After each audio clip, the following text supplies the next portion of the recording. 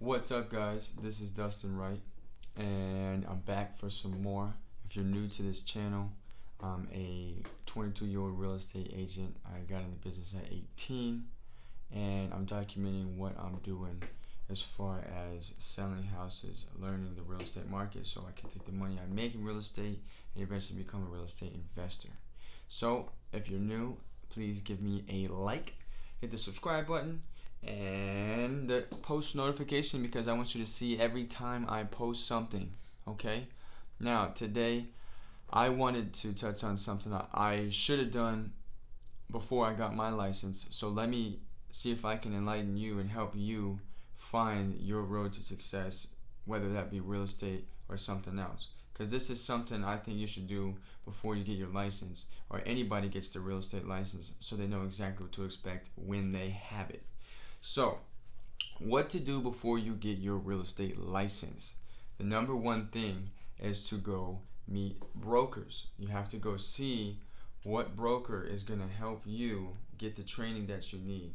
Because in this industry, what there's a lot of is a lack of training. It's almost disgusting how much there is no training. I mean, there's no one, there's not a ton of help in each of these brokers' office. They give you a pen and they give you a smile and they tell you to go sell houses. And a lot of people are in the dark as to how they even get business or what there is to do. So what I wish I would have done before I got my license was go to these different real estate offices and find out what they're going to do as far as helping me get the knowledge and training I need to go out and confidently stand in front of clients and give them my expertise and knowledge on, the whole scenario on buying and selling a home. So you definitely need to find a broker that's going to suit you best in the learning aspect. Don't worry about the split. Don't worry about how much money you're getting in your pocket, because if you don't sell any houses, you're not getting anything in your pocket anyways. So definitely pay attention to the broker that you're going to be signing up with prior to getting your license. After you do that, you need to find somebody. Now, I didn't have this myself, but I don't know if I worked as hard as I should have to try to find this kind of person. But with that being said, I want to let you know where I made my mistake in my career early. You need to find somebody that would be okay with you shadowing them. Once you have somebody that you can shadow, now you can start really asking questions and figuring out how you're going to conduct your business, because there's so much more that goes into real estate than opening doors and signing contracts. The contracts are 12 pages long. These houses are 20 to 50, sometimes 80 years old. You need to know why there's problems with this, why each loan, there's a ton of things that you have to educate yourself in. And shadowing somebody will kind of give you if not straight line, at least a direction into working with clients and your communication skills, because that's almost 100% of real estate.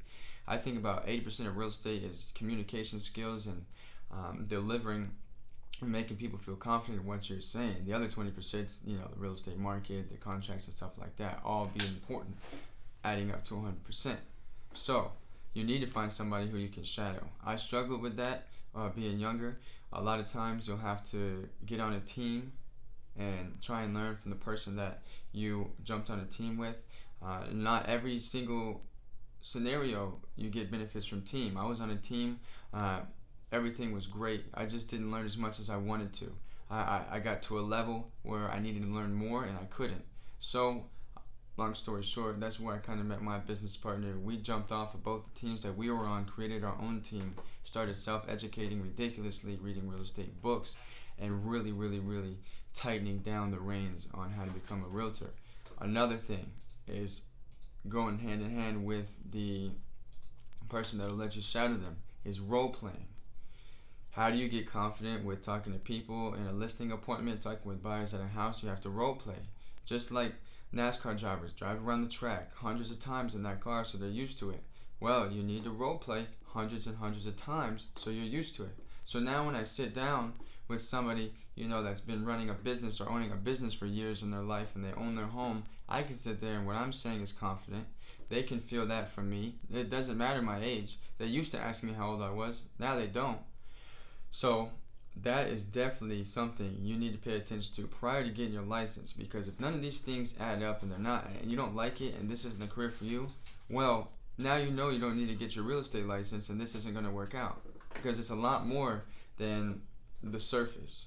And I kind of knew that after I got my license. So I kind of wish I would have taken the advice that I'm giving to you now and did this a little bit prior, so maybe I'd be a little bit more ahead of the game.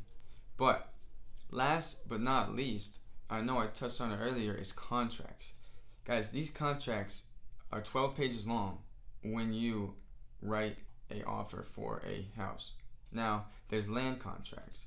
There's seller financing that are in the contracts that you need to know about. Guys, there's so many different areas of real estate, especially in the contract world. It's hard to grasp all of them. So you have to start somewhere. Just start. There's no easy. You got to just start. You got to read the contract top to bottom to top, over and over and over, just like you're studying for a test. But this is a life test. You're going to need these results from you studying each and every day in each and every transaction.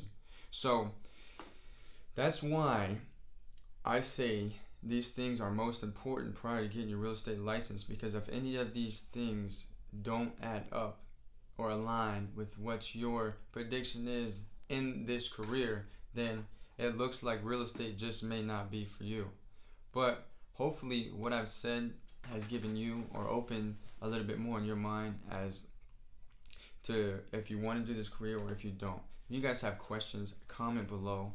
I hope I can help you guys out with everything that I have to offer, and I'll have some more for you.